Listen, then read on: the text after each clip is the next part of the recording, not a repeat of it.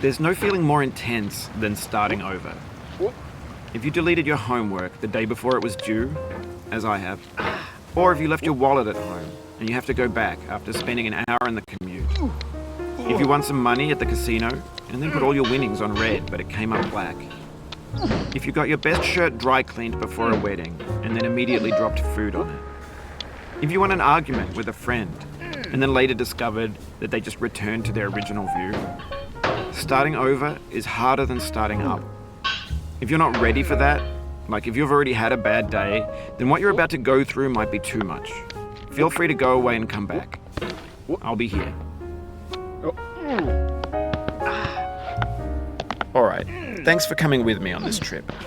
I'll understand if you have to take a break at any point. Just find a safe place to stop and quit the game. Don't worry, I'll save your progress, always, even your mistakes.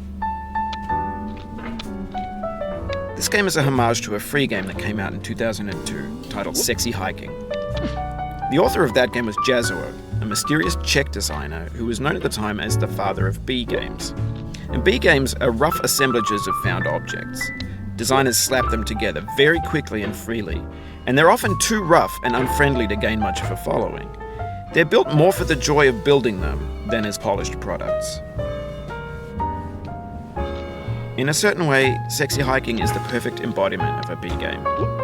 It's built almost entirely out of found and recycled parts, and it's one of the most unusual and unfriendly games of its time. In it, your task is simply to drag yourself up a mountain with a hammer. And that act of climbing, in the digital world or in real life, has certain essential properties that give the game its flavor. No amount of forward progress is guaranteed. Some cliffs are too sheer or too slippery. And the player is constantly, unremittingly in danger of falling and losing everything. Anyway, when you start Sexy Hiking, you're standing next to this dead tree that blocks the way to the entire rest of the game. It might take you an hour to get over that tree, and a lot of people never got past it. You prod and you poke at it, exploring the limits of your reach and your strength, trying to find a way up and over. And there's a sense of truth in that lack of compromise. Most obstacles in video game worlds are fake. You can be completely confident in your ability to get through them once you have the correct method or the correct equipment or just by spending enough time. In that sense, every pixelated obstacle in Sexy Hiking is real. The obstacles in Sexy Hiking are unyielding, and that makes the game uniquely frustrating. But I'm not sure Jazuo intended to make a frustrating game.